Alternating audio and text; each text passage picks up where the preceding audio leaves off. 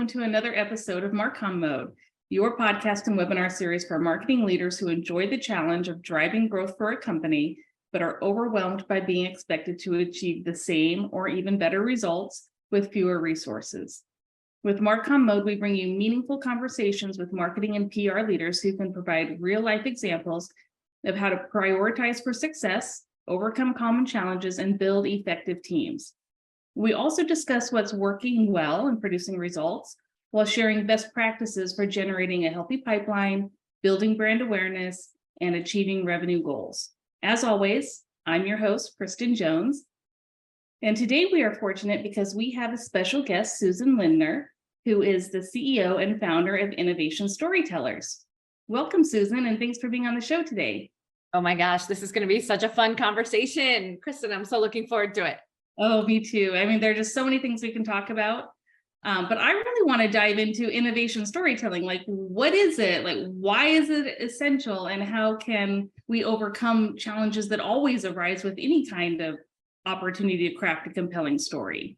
Yeah. So innovation storytelling is a little bit different than regular old storytelling in that it requires the storyteller to paint a picture of the future that other people can't see yet. And this is especially true of entrepreneurs who are, creating breakthrough technologies. These are anyone who has innovation as part of their mandate in their job description, if it's not specifically stated in their title, like a chief innovation officer, who is trying to drive change.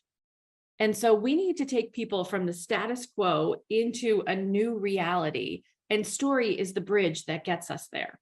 And so when we start to think about what that future looks like, it's our job as storytellers to talk about the most important word in my vocabulary, which is goodwill, the act of making somebody else's life better as a result of making a change. And so when we keep that as the heartbeat of the story, goodwill, amazing things happen for both us as the teller and for our listeners. I love that. I was just talking with a colleague of mine who was talking about, building purposeful brands. And she said some very similar things about, it's just really important to make sure that why are you doing something and how are you making life or the world better?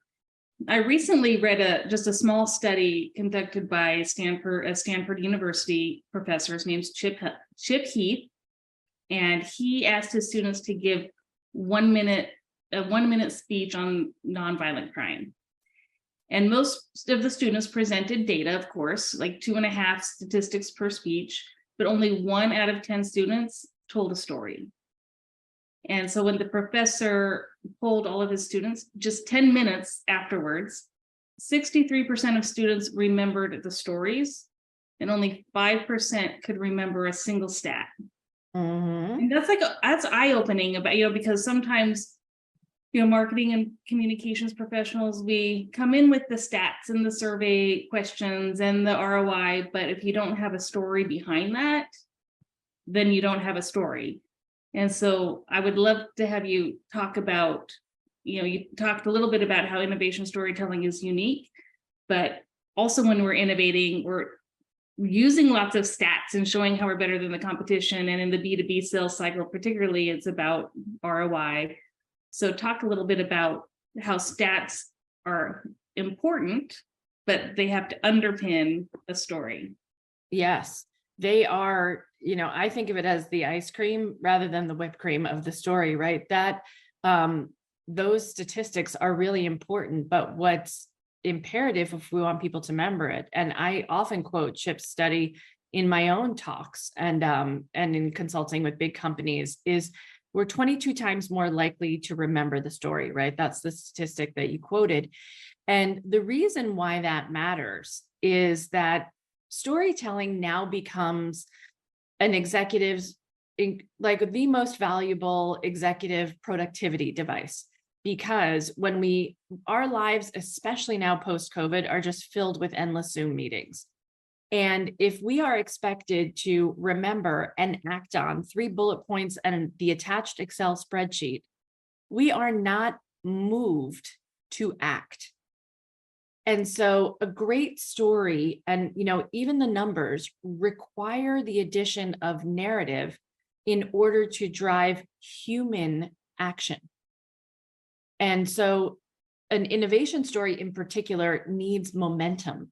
It needs to build, and it needs to have owners of that story, not just the people who tell it, but for the listener to say, wow, that is so fantastic. And the way you presented those numbers are so important that now I hear the story, I internalize the story, and most importantly, I'm able to share the story with someone else. Because without that last piece, we are missing out on memorability, credibility, and frankly, the ability to drive change. So that's why story plus data is so important if we have an expectation of action. We're not moved by numbers alone. I mean, otherwise, none of us would smoke, drink, overeat, and sit on the couch instead of exercise. We know all the numbers. None of them have compelled us, right, to change our behavior necessarily. It's not until we actually get an emotion behind it, like, I got to do this. I do this for my kids. I feel tons of shame. I feel tons of fear. I feel tons of guilt. I feel elated when I'm done exercising. Emotion drives action. That's why it matters. I would love it if you could share an example of how an innovation story that you helped a client master, and how you went about identifying what the story was, crafting the narrative, and then bringing it to fruition, all the way through having the executives actually be able to tell the story or stories. Yeah. And you raise a good point about making that plural. Like, there's no one singular story, right, that moves people into action. You'll need like 3 or 4, depending on, first and foremost, laying the groundwork for the audience, right? So I'm happy to tell you lots of great stories, but perhaps it's helpful for your readers, especially folks who are in Marcom, like all of us are. And I've spent 20 years as a high-tech PR person, right? Running an agency. So using those experiences, step one, the most important thing before you ever tell a story is to listen. And I'm an anthropologist by training. So we use tools like ethnography. We want to understand the demographics, the culture, the mindset of the people that we're talking to. We want to use a technique called appreciative inquiry for us lay folk. That's surveys and interviews of really beginning to appreciate what is positive and what is a driving force for our listener that would change their behavior. If I'm working in innovation, right? I'm not just here to educate, I'm here to shift from the status quo to the future.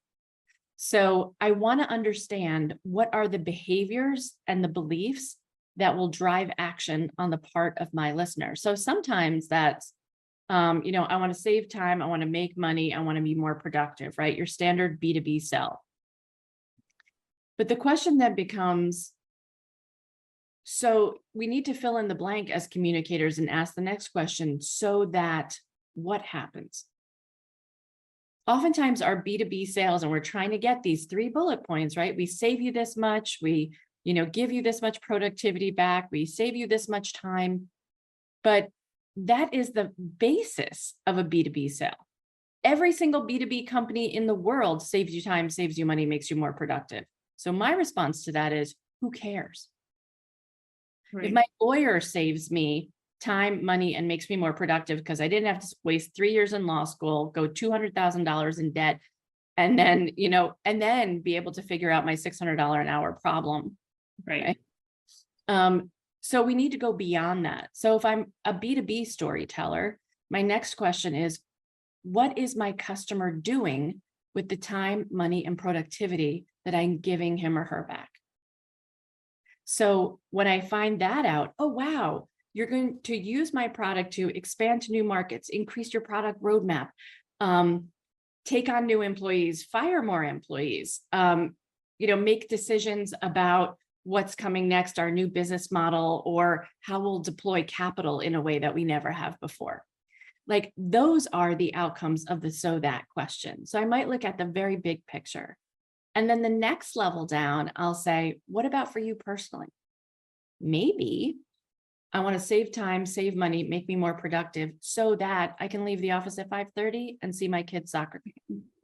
Maybe that my cybersecurity software is not going off at all hours of the day and night, and I actually get a weekend to myself.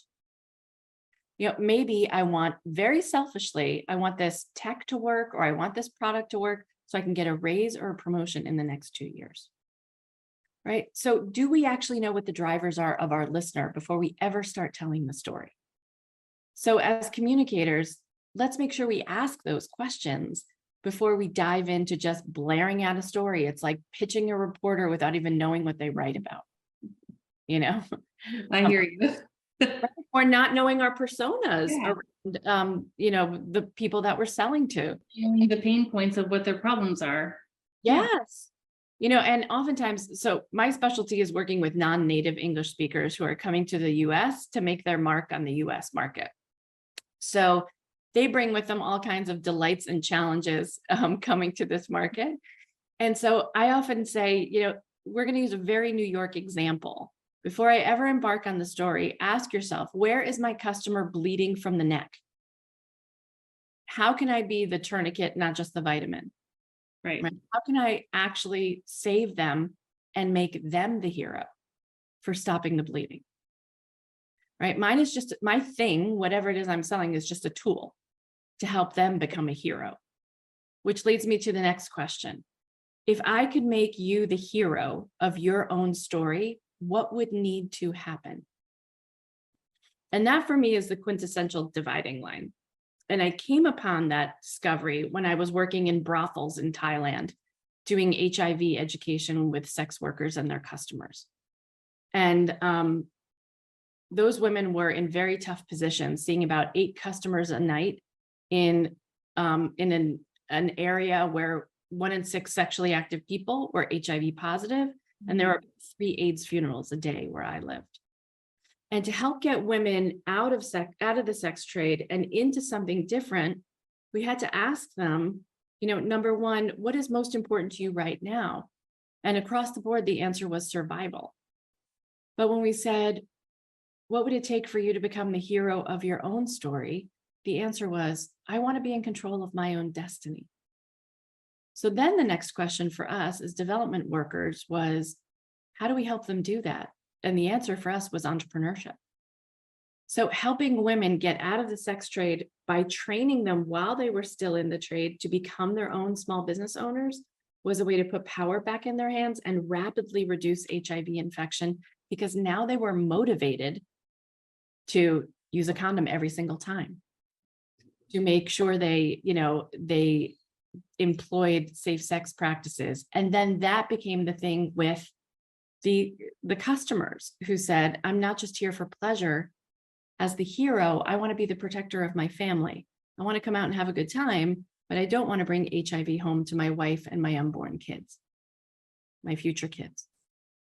And even for the mama-san who owned the brothel, she went from just being, I'm here about the profit, I don't care about anyone else, to I want to be the protector of my community. And I want to ensure the longevity and the reputation of my establishment. That's amazing. That thinking about that shift, was everything for me of like, how do I make the listener the hero? And digging way deeper down than just like saves time, saves money, makes you more productive. So I think for your listeners, asking even their clients to say, what are they doing with all that time, money, and productivity you're saving them? Have them go back, have the sales team go back and say, how's your life changed a year after deploying this technology, using our product, being in relationship with you, having this partnership, whatever it is? How has your life changed? Not just how's your work changed? Right. Get a plethora of answers you never thought possible. That's so it's a bit of a circuitous way to answer the question, what's a cool story you've told? But I think we really have to ground ourselves as storytellers in thinking about the audience before we ever start speaking. Yes, I love that. I mean, that's such a great and just poignant example of how you can really make change. And like you said, behavior change is hard. And behavior change is hard anyway, but trying Ask to any 6-year-old. And like you said, even in B2B sales, we are actually selling to people and having them to make a big decision, often that is quite expensive. And we're all emotional creatures. And we all know that emotion drives and influences us way more powerfully than, data or a PowerPoint presentation or ROI. I mean, they have to have those things to take it to their executives, but to like want to buy from you, they have people buy from people they like and businesses that they believe in, and ways that can help them, like you said, become their own hero and achieve what they want to achieve, not what the salesperson wants to achieve. Right. So let's talk about, again, storytelling. It's hard. I mean, if it were easy, we'd all be writing blockbuster movies. That's right. And AI will be doing it next week. Yeah. Yes. It's particularly hard, like you said, for companies and executives who are in that daily grind of trying to make a product and, grow the company. So how do you get them? What are the biggest challenges that you have faced or that your clients have faced related to getting that innovation story crafted and told, and how have you helped them overcome those challenges? Yeah. So let's talk about some of those great stories that you were asking me about, and how we do it. So I'll use this as both a how-to and an example. So before we start writing the story, ask yourself as the storyteller now, thinking about the change that you want to enact, what do you want the listener, when you are done speaking, what do you need them to think? What do you need them to feel? And what do you need them to do? So from a reputation standpoint or about a product or service, maybe we need to educate them about how the product works. Or maybe we need to talk to them about the reputation or the brand, right? Maybe we want to talk about a really sticky situation, like what we think about pending layoffs, right? Or we're cutting that product that you've been working on. We're now going to redeploy you somewhere else. So what do we need people to think? So I want to make sure that I have my data, my information correct in my presentation in a way that's digestible. What do I want them to feel? So if I go to my call to action, what do I need them to do? If I need them to buy something, if I need them to invest, if I need them to partner, if I need them to back off or get engaged, if whatever the end goal is, now make a map of the emotions your listener needs to feel in order to do the thing. So make a list of emotions like, I need them to trust me. I need them to feel energized. I need them to feel supportive or helpful. I need them to feel fear or disgust or rage. You decide as the storyteller, like any great screenwriter, at what point do you add the suspense or the feeling that makes the listener's palm sweat and their heartbeat faster? That's all on you, the storyteller. So think about, what is the thing I need them to do? And now we back into what do I need them to feel in order to do the thing? And then, so I'll give you an example. So I got to Corning Glass, which is one of the biggest glass manufacturers in the world. And I was assigned to work with a team of fractographers. I don't know if you've ever had the good fortune, Kristin, of working with fractographers. I had not, and I didn't know what they were. Something about light? No? Great guess, but these are the scientists who study how glass breaks. Very vital, right? How it fractures. Yeah, fractures. Yeah. So these are the folks who determine when your head hits a windshield, whether or not the windshield will pop out, whether it will bend, or whether it will break into 1,000 little rounded marbles so you don't get shards of glass in your neck. Right. Very important people in a glass factory. And they were about to announce, or to ask rather, the CEO and the board for funding for a new windshield that they were creating.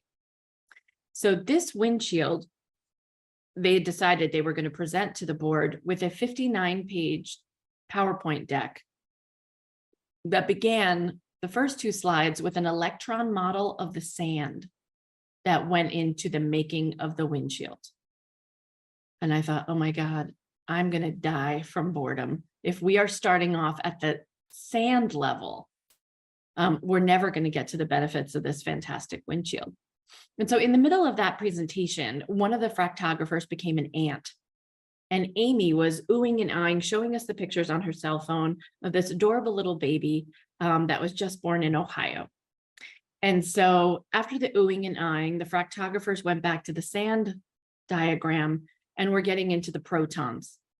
And I was like, my eyes were just in the back of my head. And so I said, Amy, show us the picture of that baby one more time. And I said, guys, look at this baby. Imagine those tiny little neurons firing at 1,000,000 miles an hour as it learns everything new it absorbs. And imagine those capillaries growing and just bringing blood to every corner of this kid's body, and their pancreas growing at just amazing proportions, right? With each heartbeat of this baby. And they looked at me like I had 3 heads. And they looked back at their electron model and said, we're getting a little granular, aren't we? And I was like, yes, and that's the worst sand joke ever. So I see what they did there. they got it. So, so with that in mind, I said, we need to zoom out and step back and really think about what matters. So long story short, we got down to a 10-page slide deck with the storyteller beginning the story with, imagine yourself sitting in your self-driving Tesla, cruising through traffic in the middle of LA. But instead of stressing, you get to rest and recline and watch the second half of Bridget Jones' Diary, or catch up on those last couple of emails you left in your draft folder at the office. And that's because your windshield has now become your personal productivity and entertainment device. Imagine your 55-inch flat screen TV has now just replaced your windshield. Oh gosh. That's the windshield that we're offering to Tesla today, with your help of $1.5 million. That's amazing. That's how it began, right? Going from way too granular. And this is the problem, right? A lot of storytellers get either super granular or super grandiose. We're going to die if we don't address climate change. Right? Yeah. Or we get down to electrons. And there's oftentimes nothing in between. So storytellers need to meet their audience where they are. And don't forget, everyone on that Corning board has a PhD after their name, their PhDs in chemistry and in physics and everything else. But that's not their day-to-day, and that's not where their brain is. And so that's how we need to tell a story, by figuring out exactly what matters to the people in the room. So how did you get them to make that transition and how did you coach them and help them down that path to get down to 10 slides and such a great story? First is a recognition, especially with innovators, that at some point in time, our school system has failed us, right? At the university level, one side goes to the humanities side of campus and the other side goes to the science side of campus. And the science side folks are told that everything that's happening on the humanities is bullshit, right? It's fluff, it's nothing, it's not even verifiable. Everything we do is empirical and true and provable. And the deeper you get into your specific area of expertise, the more granular, the more focused the language becomes. And so what the scientists forget is that there's this whole field of communication science that the rest of us Marcom folks have been working on for a very long time. And certainly Chip is one of the leaders in that discussion, right? So as we think about it, joining these two folks back together again is first a reminder, we've got science too, that I'd like to share with them.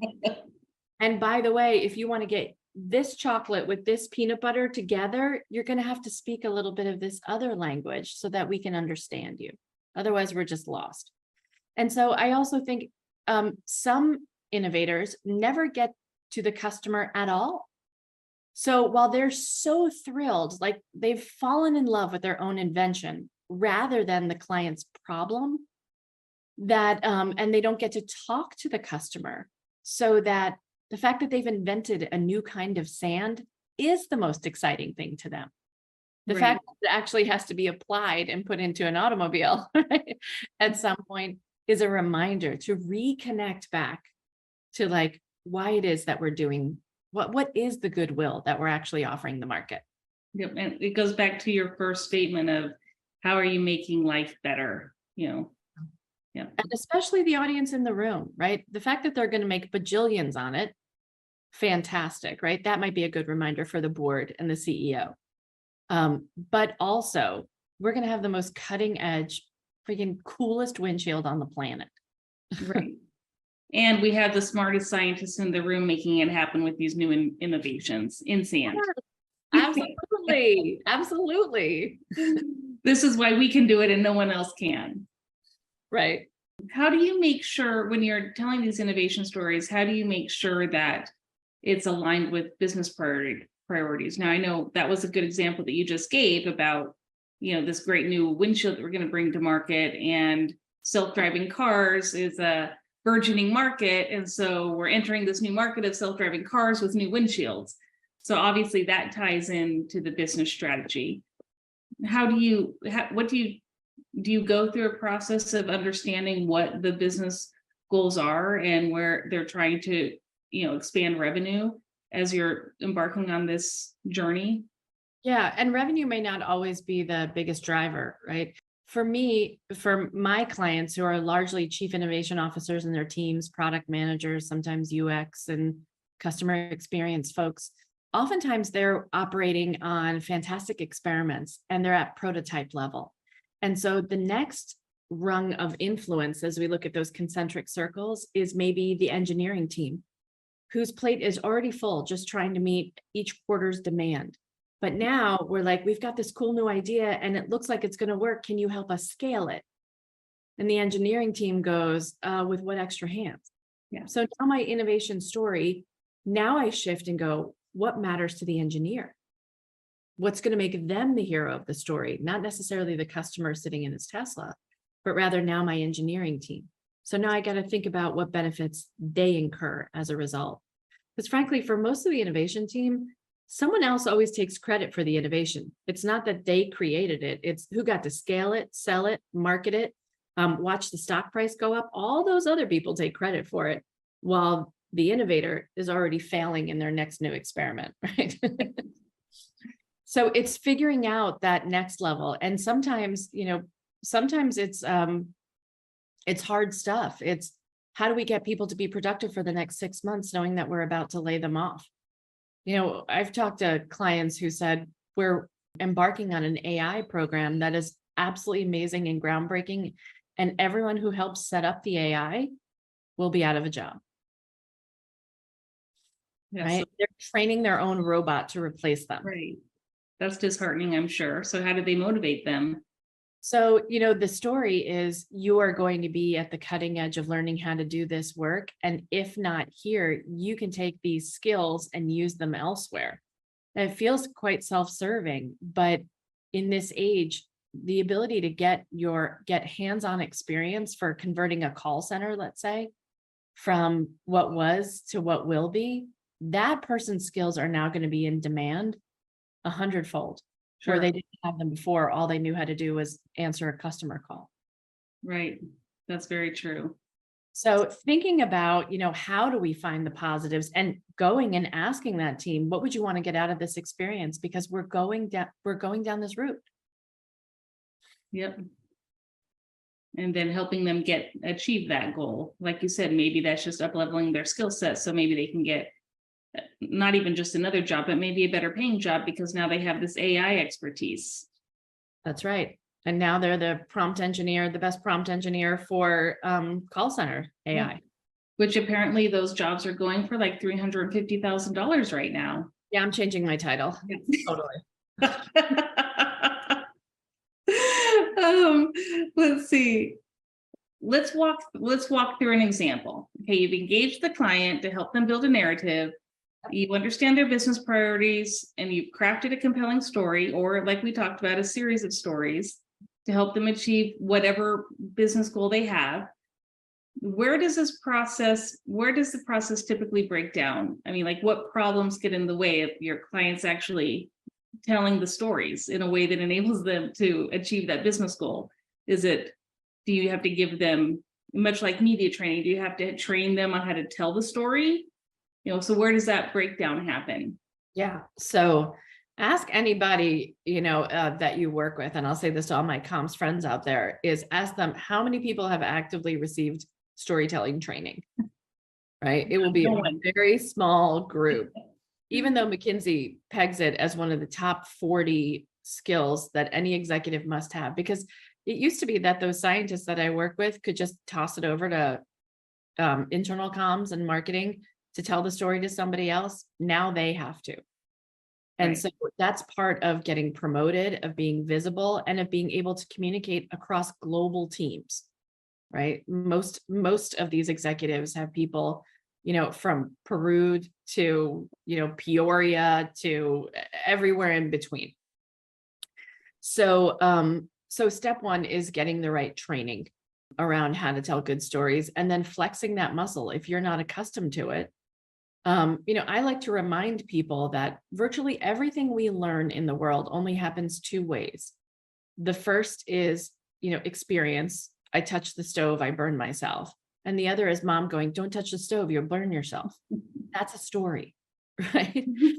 So we think of that as this kind of rarefied air, but in reality, the way that we communicate information all day long, if whether we got it from a teacher, a professor, our favorite chef, whomever, it's story. And then taking a step inside the boardroom, strategy is just a story until you execute on it. It's a fiction, right? We're going to hit this number of revenue, this amount of revenue, and we're going to put out this many products and sell this many widgets by the end of 2023. Well, that's a fiction until it actually comes to bear. Yeah. And I might add into that executive needs a really good story to motivate his teams to execute against that strategy. So there's that story plus the story of when it's done. Right. So many times what that CEO story is, I want to be the best. I want to be the greatest. I want to smash our competition. And if you don't hit it, you won't be here. That's such a bad story.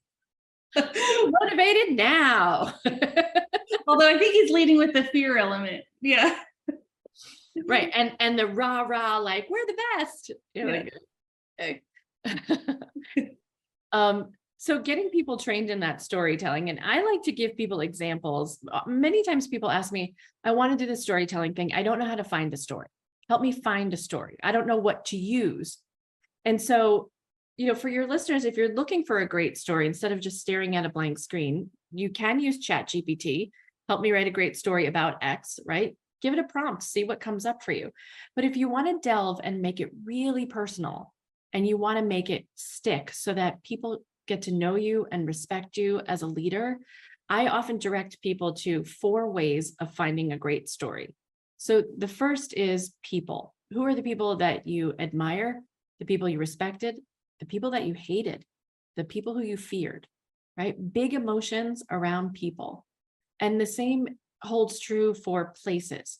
So we can all relate to having been, to the Eiffel Tower, but maybe it was, I hid under my bunk, at sleepaway camp, because I was so afraid that, Bobby Ryerson was going to kiss me, right? There was a fear lurking, right? So think about a place. It doesn't, the haunted house at Disney World, like the most terrifying place on earth, right? Whatever it may be.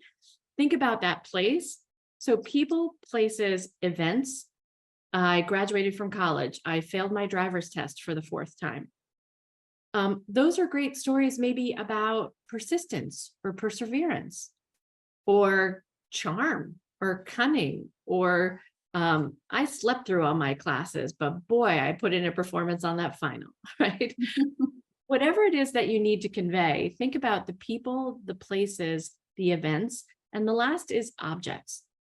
So a treasured heirloom that you could bring in to tell a story about something, something that your grandmother gave you, or something that you lost that meant a lot to you. An object can really resonate with people. It can also even become a symbol after you're done telling that story. And I remember being in a workshop when I got my first storytelling training, and Christina Harbridge, she's just an amazing human. She brought in a big bag of nothing. It looked like garbage. And then she just started hurling things at us. And I wound up getting a straw, like a regular old plastic drinking straw. And she goes, make a story about your business out of that straw. Go now. And I was like, I remember that day in the winter of 1979, when me and my neighbors decided to go out in the middle of the night and go sleigh riding down our hill. It was already confirmed that we weren't going to have school the next day. And I was so shocked because my mom came with me. And it was one of the greatest winter events of my life. We sat in a toboggan and went down our big steep hill laughing and giggling the whole way. Well, when we were thoroughly soaked and absolutely exhausted, our neighbors invited us over, and they made mint chocolate chip milkshakes with these silver straws. And they got colder and colder as we sucked up the milkshake and the chips got all stuck inside. But it was absolute heaven. It was like tasting the winter right outside. And I thought there's nothing more special than being together with my neighbors on the block and having this super treat and feeling like I was in the perfect place in the world. So I could take that moment and then go, what is it like to pull together with a team when we want to do something special and accomplish the uncommon? So then I took that story and told it to my team, serving them milkshakes, and they were sucking on them while I was telling the story, and said, what could we do together as a team that would make for the most memorable year ever? Because that's one of my greatest childhood memories. And it was so improvisational. It was so off the cuff. And I have no idea why that story came to me just from looking at a plastic drinking straw, which I've had in my mouth 1,000 times. Right. And so I encourage any of your listeners to try that out with the comms team. Just do it on a Monday morning, bring in a big bag of nothing and watch creativity unfold as people look for people, places, objects, and events that they can tie back into it. So if I just ask you this question, Kristin, what do you remember most from the story I just told you? Giggling with your mom as you're going down the hill. Yeah. Yeah. That's a beautiful memory. And if you ask that question to 10 other people, they would remember other elements of the story that matter to them, right? And so then you begin to see, wow. So from that story, what can we draw? What would be exciting to our audience? What would be exciting to the listener? What would actually move someone into action? And now, how do I take this idea of something that happened in my life? And now, how do I apply it to the business world? Do the unexpected, surprise and delight them, as Starbucks would say, right? Think about that. How do we create a close bond and a connection with our customers in a way that they really care and remember, like me and my mom? Right. Yeah. So give it a shot, right? It's a fun storytelling experiment. Absolutely. Do you think like having a story bank or a bank of different stories to tell for different scenarios is a good practice? And is it something that you've worked on with your clients to create? Yeah. I mean, I've come to find no one story is going to change the world, right? Maybe one would start, but if we want to keep the wheel going, then we certainly need more than one story. So base it on the emotion, right? And base it on what I need to do. So I typically start off with a theme. So that emotion might be persistence or perseverance or breakthrough results or hitting our number, whatever that theme is. So I start always with the end in mind. What do I need them to think, feel, and do? And then I go back and say, okay, where's the story that I can draw from that hit on these themes of persistence or hard work or teamwork or whatever? I go back to my personal life and figure out from those 4 categories where I can pull examples. And then I begin to map out the story. And I don't have to always start at the beginning, right? Action adventure movies start at the car chase. So it might be you start at, this was never going to work. Our team had already lost the championships and we were walking home sad. Right. You can start with the end. And sometimes it's like, damn, that was harsh. And then we can back into what it is. But we, the next year when we came back, or even though we lost, here's what we gained, right? Even in the face of tough times, here's what we gained. So all of those things are possibilities when you think about trying to capture and tell a great story. We need lots of them, and we can start them and stop them in different places, even the same story, depending on what the audience needs. I once took a speech writing / giving training course.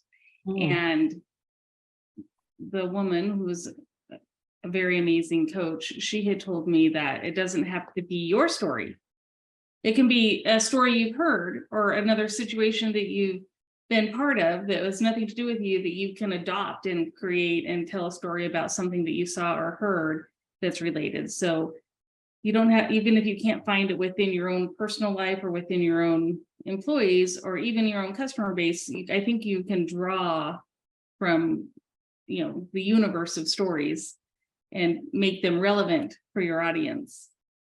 Yeah, it's such a good point, Kristin, because the way I got inspired to take that example from Thailand and bring it to corporate boardrooms was actually, I double majored in anthropology and religion.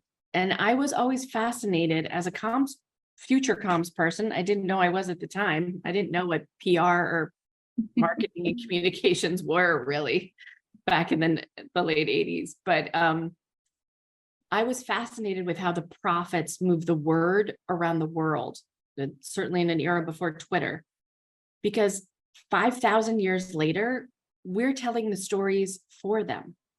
Right. I think of the prophets, Jesus, Buddha, Muhammad, Moses, as like the greatest viral storytellers of all time, because we didn't just hit the like button, like we're hit the share button. For thousands of years, we're retelling these same stories. And so how did they do it? And so I started to deconstruct how the prophets told their stories to get their followers on board and get them to tell the stories for them. I think in addition to the word that they spread, that's one of the greatest things that they did was get the rest of us telling the stories. Right. And so there's a formula for that too, and thinking about how to do that. And happy to share if that's appropriate. Yeah, that'd be wonderful. Yeah. So, what the prophets did was they first and foremost started off with a shared history. So the way I make this rapport with my audience, right, with my listener is, what do we have in common? What is our shared history? So if I'm a prophet, I'm looking back on the calendar of events that like shape our lives, whether it's, Rosh Hashanah and Yom Kippur, if you're Jewish, or Christmas and Easter, right? We look back on our lives together and we think about what are those moments. So in the corporate world, that translates into, why did I come to work at this company? Maybe if I'm GE, I'm enamored by the entrepreneurship and ingenuity of Edison. Maybe the benefits and the people were great. And so I'm here for the camaraderie and the folks. Maybe it's a purpose-driven organization and I'm motivated by that. So where's the shared history? Step one. Step two is they derived the unity of their message around values. So can you articulate what the core values are that you need for my group of innovators? What are the values that you need to hold on to the group together? And then the new values that you need to invoke change. So if you're Jesus, right, and I'll anoint all of your listeners as corporate prophets, PROPHETS, right? Not the prophets with an F. Don't get big heads though.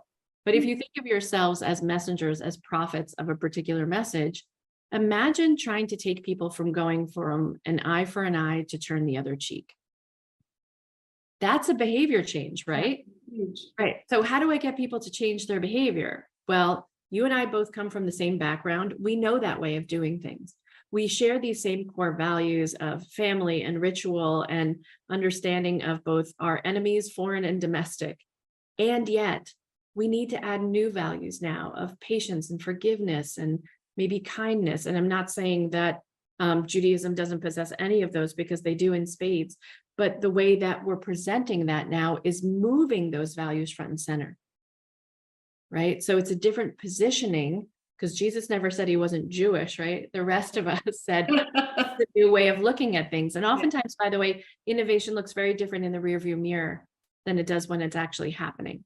So that shift from an eye for an eye to turn the other cheek is an installation of new values and new purpose. And on some level, it says we have to leave the old stuff behind. We can't keep doing things this way anymore. It doesn't serve us. And then the next is, the next is the message. So for us Marcom folks, crafting the message is the hardest thing. It's the most important thing. And it has to be the most memorable thing. So crafting that message is critical. And that message, an eye for an eye to turn the other cheek, is a big one, right? But maybe it's read my lips, no new taxes, or ba-da-ba-ba-ba. And you can fill in the rest, right? Right. So figuring out that message is critical. And it must say, we can't do things the old-fashioned way anymore. There will be winners and there will be losers. And the losers are continuing to do it the old way. The winners are moving into a new direction. And the last two steps are finding the early adopters, right? That's our tech term for it. Jesus would have looked for 12 close friends, right? Who would have helped him spread the message, or the Buddha took 20 friends into the forest to give his teachings there. So who are the early adopters who will carry the message for you? It's really important, if you're a change agent, to find allies in your network who can help spread the message. And the last is great viral language. So we don't do it just by, the 3 bullets, the Excel spreadsheet, or the 4-paragraph email. Right. We need catchy language. So I'm going to ask all of your listeners to go back to 7th grade English when they first learned what a metaphor, a simile, an analogy, rhyme, even alliteration, using all the same letters in a row. Think about what's going to make the message stick, because when it does, that gives people the power to transmit it to somebody else. So we need to give them the right language. So those are the 5 steps: history, values, message, early adopters, viral language. That's what all the prophets did so well. So we can take a page out of any of those particular books.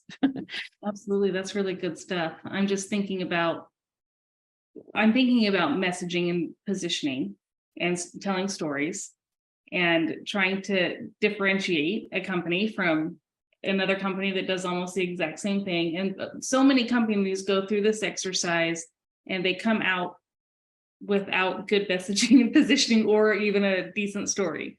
Right. So why do you think, if you were going to give advice to someone who is, a marketing executive or a PR executive who's embarking on a messaging and positioning / creating a narrative, what would you tell them to do right, and what would you tell them to avoid? How do they know they're doing it? How do they know when it's being done wrong? What a great question, Kristin. Wow. So first, I would say, ask that question. If we're doing the save time, save money, makes you more productive, make sure they go back and ask the customer, so that I can do the following, right? Give me the big benefit to me personally, to the business, to the department, to the company, to the planet, maybe, right? So ask the so that question. The other is, our differentiator, oftentimes, if you're an entrepreneur, starts with your DNA. So you have a very particular, there are probably 10,000 books written on storytelling, right? But everybody has their unique perspective. It's really important, as Simon Sinek would say, to find your own why. So if you're on the entrepreneurial side, and if you're on like a big corporate, then you can tack back into some of those core values. But the differentiator comes with, ultimately, how we're able to do right by the customer in a way that they haven't before. And sometimes I think back to an example like the iPod. Many of us had MP3 players prior to the iPod, if you're as old as me. And mine was the size of a brick. It had 50 buttons on it. It had a CD player, and it had a radio in it.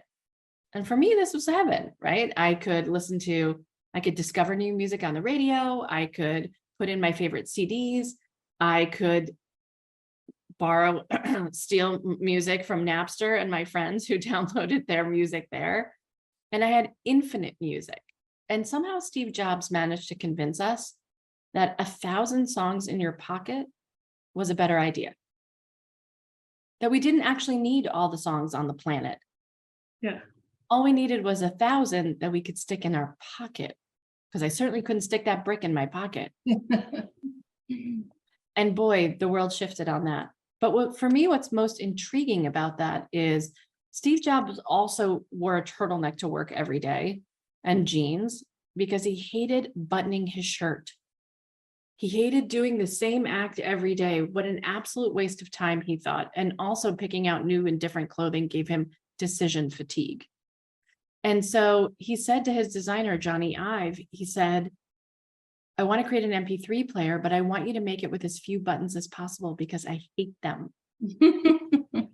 That's a personal preference. Yes. Right? And when we can find those things that we love and we hate, those things that cause big emotions in all of us, we find lots of other people hated all of those things too. Right. Suddenly the click wheel is born and we're finding music in this whole new way of discovery just because this guy didn't feel like buttoning up his shirt every day. Like, so those little pieces of DNA that get stuck to the things that we create, that we take our why into the world and we create beautiful things with it. Those are oftentimes opportunities for differentiation when we ask, why did you make it that way? How does this relate to your bigger purpose of really changing things or shaking things up? The why doesn't have to exist, just exist on why did I, come into the world, or what is my big purpose? But why did you decide to make it that way? What's different about how we make it, or how we sell it, or how we package it? Like thinking about any product or service as being this incredible diamond. And our responsibility as marketers is to find all the coolest facets to bring to the surface. And when you can tell a great story about any one of those facets, then you know something's sticking. If it's like, wow, it has 50 buttons. Okay, that might be exciting for my future MP3 manufacturer, but it might not. So try out the stories around all the different facets and see which ones get your audiences most excited, right? If I just asked the photographers, they would have told me how exciting the sand was. Most compelling story. Yes. But maybe we should have taken a little more time to figure out why sand could have been the best part of that story. I haven't found it yet. I haven't found it yet. Okay, one more question.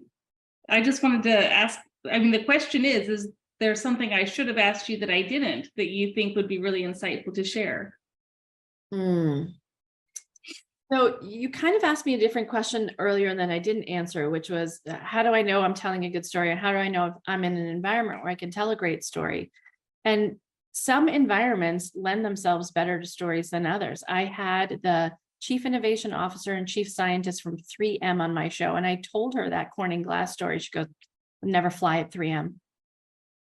We like our fluffed. We are the manufacturers of the Post-it, the diaper, you name it, right? The adhesive that closes every Huggies. She has 77 patents in that technology alone, is how a diaper closes. She goes, but you know your audience. So my engineers would laugh at that Corning glass story. What they want to hear is, tell me it's the stickiest or the least sticky, like a Post-it on the planet. Tell me about how you decided to make it that way. Tell me other things about this that really work. So I would ask, like, what is number one? Are you in an environment where you have safety, where you can tell a story and be regarded for that story? And if you screw it up, are people going to be like, try that again? Yeah. See if you're in an environment that works, and don't stop with the first story. Keep trying. We would never put out a product without A/B testing it first, right? Or launching a website. Do the same thing with your stories. Try it on a couple different people, your spouse, your family members, your kids, see how they respond. This is all audience approval based. So we got to make sure we're testing and trying. I love that. Okay, so that wraps us up for today, Susan. This has just been such a great conversation. I've learned so much from you. I admire all that you achieved. And most of all, I appreciate you joining us on the show today. And of course, we'd love to do it again sometime. To everyone listening, thank you for checking out Marcom Mode. Make sure to subscribe on Spotify, Apple Podcasts, or wherever you listen to your podcasts. But before you take off, Susan, where's the best place for people to connect with you? So they can certainly listen to my podcast where I interview chief innovation officers and their team members about the cool new things that they're working on, but most importantly, the stories they tell to get their innovation to their finish lines. And those finish lines may include failure, and that's okay too. The other thing is they can sign up for my newsletter, and I'm happy to give all of your listeners for free the 5 steps to innovation storytelling. That is a worksheet. So you can start mapping out your story directly from it. You can just go to innovationstorytellers.com, and there's a form to sign up right there for the newsletter and all the tips you need about storytelling to make your Marcom life that much more fun and engaging. I love that. Thank you, Susan. I'll definitely share that. When we share the podcast, we'll share that tip sheet as well. Fantastic. And thank you everyone for listening. Until next time, remember, stories spark engagement, and every strategy needs a good story.